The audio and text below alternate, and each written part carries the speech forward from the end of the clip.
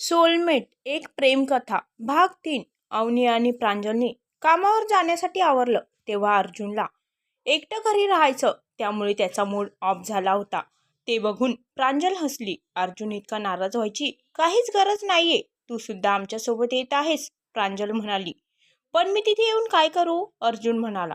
तुला आमच्यासोबत हॉटेलमध्ये नाही यायचं, दुसरीकडे एक जागा आहे जी तुला खूप आवडेल, प्रांजल अर्जुन आणि अवनी सोसायटीपासून जवळच असलेल्या एका लायब्ररीमध्ये आले। अर्जुनला तिथे खूप बरं वाटत होतं आणि तसंही सोसायटीमध्ये जो गोंधळ होता त्यापेक्षा जास्त चांगला अभ्यास त्याला इथे करता येणार होता। अर्जुनला तिथे सोडून त्याला त्याचा टिफिन देऊन त्या दोघी तिथून निघाल्या। आता त्या दोघांची एकमेकांसोबत भेट डायरेक्ट संध्याकाळीच होणार होती। अवनी आणि प्रांजल हॉटेलमध्ये आल्या तेव्हा हॉटेल नुकतंच उघडलं होतं।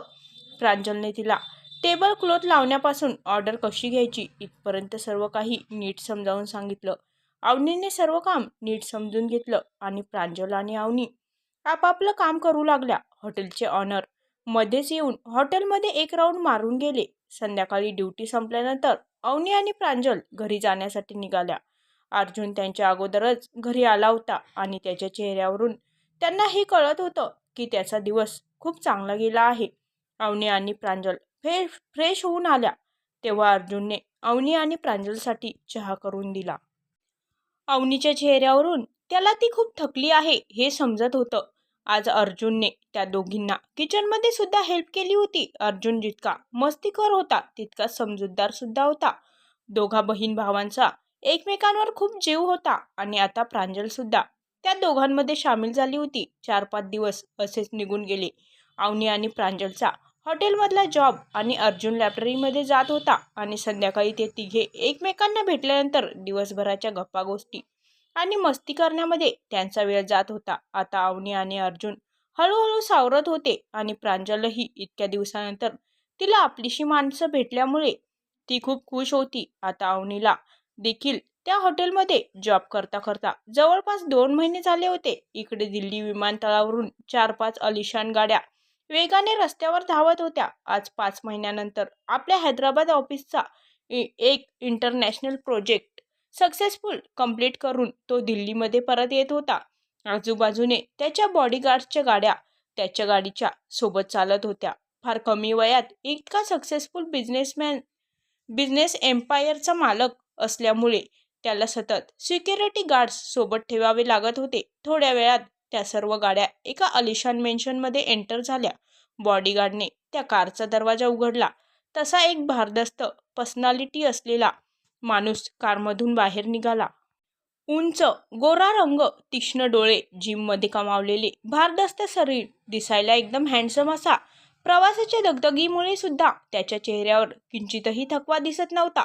देशातच नाही तर विदेशातही त्याचा बिझनेस स्थिरावलेला होता।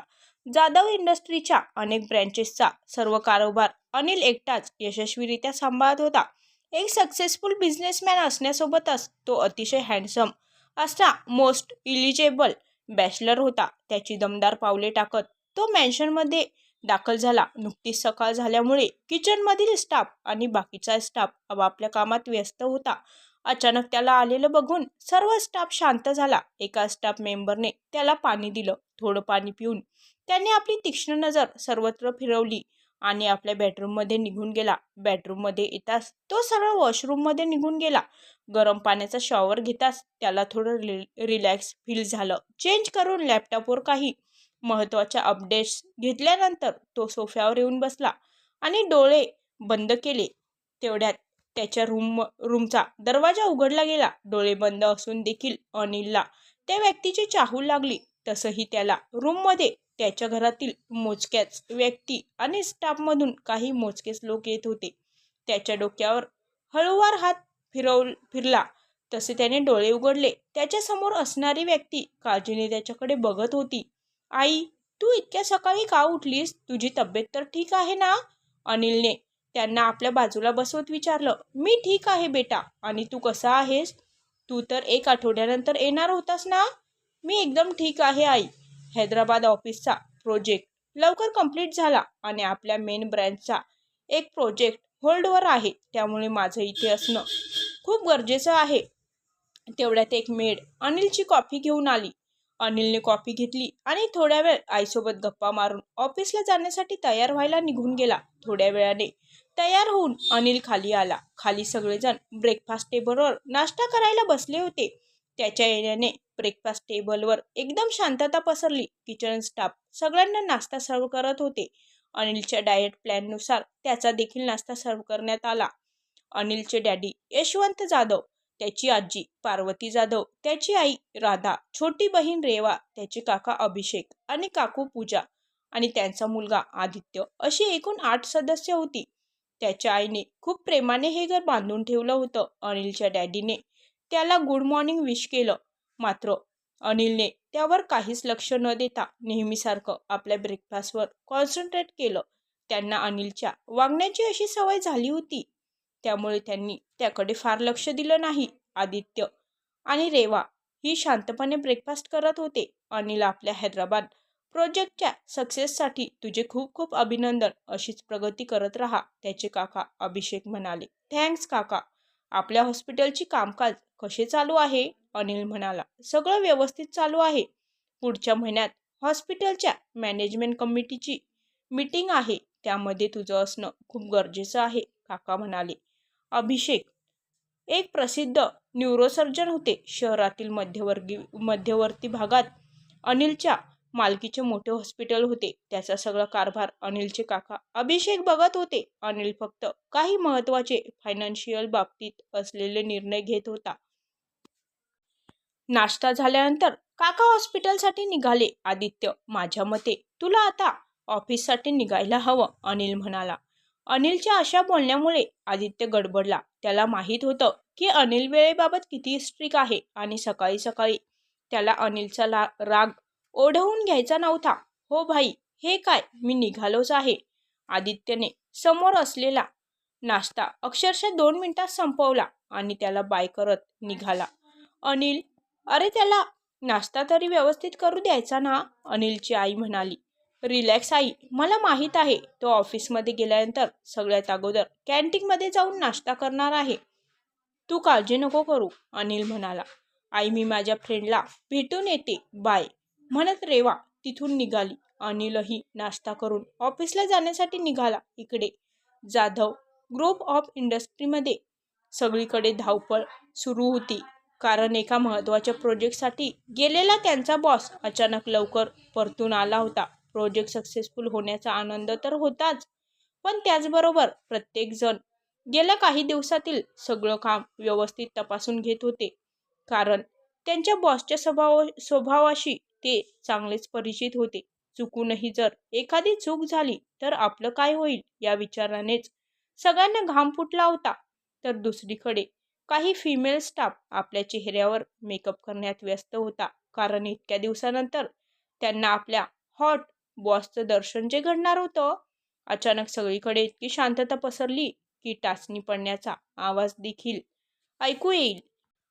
अनिल दमदार पावलं टाकत आपल्या कॅबिनमध्ये आला. त्याचा मॅनेजर रवी आपल्या कपाळावरचा घाम पुसत आपल्या बॉसच्या ऑर्डरची वाट बघत होता. अनिलच्या पीएने त्याच्या आजच्या शेड्यूलची माहिती दिली. रवीच्या डेस्कवरचा लँडलाईन वाजला. अनिलने कंपनीतील कॉन्फरन्स हॉलमध्ये मीटिंग बोलावली होती. गेल्या 3 तासात पासून अनिलची मीटिंग चालू होती. मीटिंग हॉलमध्ये प्रत्येकजण भीतीने थरथर कापत होता. काही ठराविक गोष्टी वगळता एकही काम त्याच्या मनाप्रमाणे झालं नव्हतं. आतापर्यंत 2 जणांना फायर करण्यात आलं होतं. फिमेल स्टाफ मात्र रडकुंडीला आला होता. तिथे असलेले सगळेच त्यांच्या बॉसच्या टॉर्चरमधून लवकरात लवकर सुटका होण्यासाठी देवाला प्रार्थना करत होते. आपल्या कंपनीचे 2 महत्त्वाचे प्रोजेक्ट होल्डवर आहेत आणि सध्याच्या चालू प्रोजेक्टचं कामही अपूर्ण राहिलेलं आहे. कोणत्याही परिस्थितीत या प्रोजेक्टशी रिलेटेड सर्व फाईल्स मला पुढच्या 2 दिवसात कंप्लीट पाहिजे. जो कोणी हे काम 2 दिवसात पूर्ण करू शकत नाही त्या सर्वांचे रेजिग्नेशन लेटर दुसऱ्या दिवशी मला माझ्या टेबलवर हवेत. अनिल मीटिंग संपवून आपल्या कॅबिनमध्ये निघून गेला. आज त्याच्या रागाचा पारा खूप वाढला होता. कामाच्या बाबतीत कोणताही हलगर्जीपणा त्याला चालत नव्हता. मीटिंग संपतात सगळे एम्प्लॉय आपापल्या डेस्ककडे वळाले. सध्या तरी त्याच्यासाठी एक एक मिनिट महत्त्वाचा होता. काहीही करून त्यांना 2 दिवसात सगळं काम पूर्ण करायचं होतं. इकडे अनिलने आदित्यला कॅबिनमध्ये बोलावलं. बिचारा आदित्य घाबरतच आत कॅबिनमध्ये गेला. अगोदरच मीटिंगमध्ये अनिल आदित्यला खूप ओरडला होता आणि आता मात्र बॉसचा भाऊ असल्याचा एक्स्ट्रा चार्ज त्याला बसणार होता. आदित्य, मी हैदराबादला जाण्याआधी ऑफिसची सगळी जबाबदारी तुला सोपवली होती, राईट? अनिल म्हणाला. एस एस भाई, आदित्य म्हणाला. हो तर मग कंपनीच्या कामामध्ये काही प्रोग्रेस का नाहीये? मला पूर्ण विश्वास होता की तू तुझी जबाबदारी नीट पार पाडशील, पण असं काहीही झालेलं नाही, अनिल म्हणाला. बिचारा आदित्य. एखाद्या ना आवडत्या विषयावर प्रश्न विचारावा तसा त्याचा चेहरा झाला होता. आदित्यला ऑफिस जॉईन करून 1 वर्ष होत आलं होतं, पण कामाच्या बाबतीत मात्र तो तितकासा सिरियस नव्हता. त्याचा जास्तीत जास्त वेळ ऑफिसच्या कॅन्टीनमध्ये आणि ऑफिसच्या फिमेल स्टाफसोबत गप्पा मारण्यात जात होता. त्यामुळे एम्प्लॉईजसाठी तर तो एकदम कूल बॉस होता. त्यामुळेच तर अनिलला काहीतरी कठोर निर्णय घेणं भाग होतं. आदित्य, उद्यापासून तू माझ्या कॅबिनमध्ये बसून काम करणार आहेस, अनिल म्हणाला. बाप रे, भाईसोबत काम करणं म्हणजे प्रत्यक्ष वाघाच्या गुहेत शिरणे. आणि हा वाघोबा तर कधीही रागातच असतो. माझ्या हातून जर एखादी चूक झाली तर माझं काही खरं नाही, आदित्य म्हणाला. न नाही भाई, तू सांगितलेली सगळी कामं मी व्यवस्थित करेल, पण मला तुझ्या कॅबिनमध्ये बसायचं नाही, प्लीज. आय प्रॉमिस मी यापुढे व्यवस्थित काम करेल, आदित्य म्हणाला. अनिल विचार करत म्हणाला. ओके, पण मला यापुढे तुझ्याकडून कुठलीही कंप्लेंट नकोय.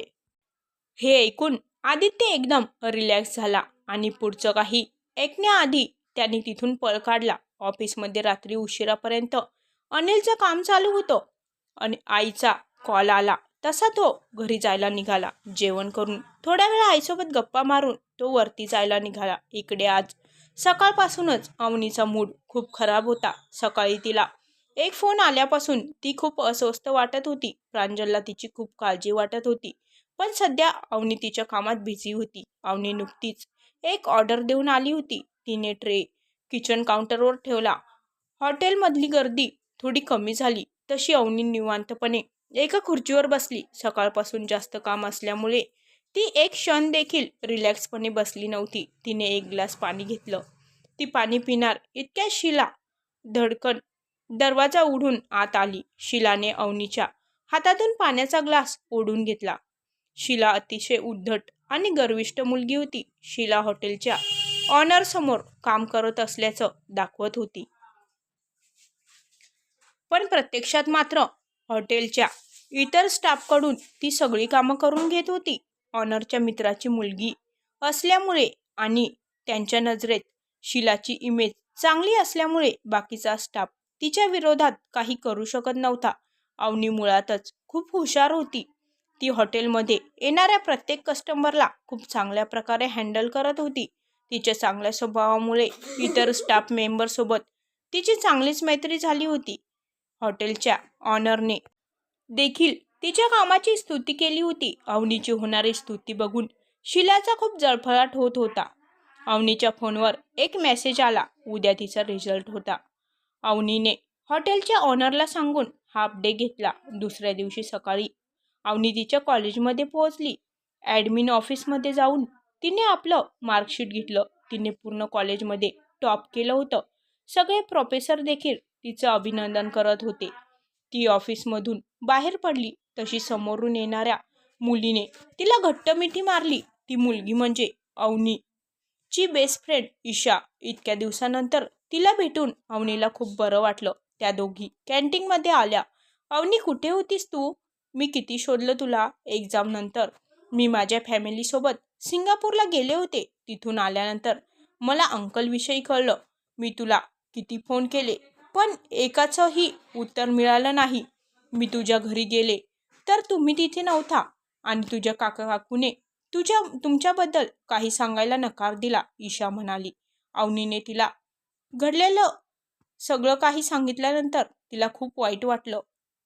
ईशाला भेटून अवनीला खूप बरं वाटलं. कॉलेजमध्ये तीच तिची एकमेव मैत्रीण होती. ईशासोबत बोलून अवनी तिथून बाहेर पडली. जाताना मात्र ईशाला आपला नवीन नंबर द्यायला ती विसरली नाही. अवनी कॉलेजच्या गेट बाहेर पडली तेव्हा एका व्यक्तीची तिच्यावर नजर पडली. त्या व्यक्तीने तिला हाक मारली, पण ती व्यक्ती तिच्याकडे पोहोचेपर्यंत अवनी तिथून निघून गेली होती. आता तिला शांत बसून चालणार नव्हतं. लवकरात लवकर तिला चांगल्या सॅलरीचा जॉब हवा होता, कारण पुढच्या महिन्यात तिला तिच्या मम्माच्या ट्रीटमेंटसाठी हॉस्पिटलमध्ये पैसे भरावे लागणार होते. आज तिला आपल्या डॅडीची खूप आठवण येत होती. आज जर ते या जगात असते तर तिच्यावर ही वेळ आलीच नसती. अवनीला तिच्या डॅडीसोबत काम करून त्यांच्या कंपनीला अधिकाधिक सक्सेस बनवायचं होतं. त्यामुळेच तिने कॅम्प्समध्ये आलेले कोणत्याच कंपनीचा इंटरव्ह्यू दिला नव्हता.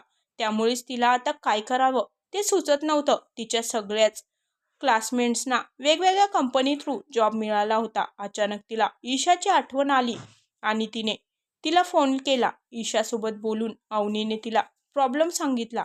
ईशा कॉलेज कॅम्प्सतर्फे एका मल्टीनॅशनल कंपनीमध्ये सिलेक्ट झाली होती. त्यामुळे आता तीच अवनीची मदत करू शकत होती. ईशाने सांगितल्याप्रमाणे अवनीने आपला रेझ्यूम कंपनीला पाठवला. अवनीला विश्वास होता की तिचा रेझ्यूम नक्की सिलेक्ट होईल. थोड्या वेळानंतर अवनीला झोप लागली. आता तिला फक्त उद्याच्या दिवसाची वाट बघायची होती.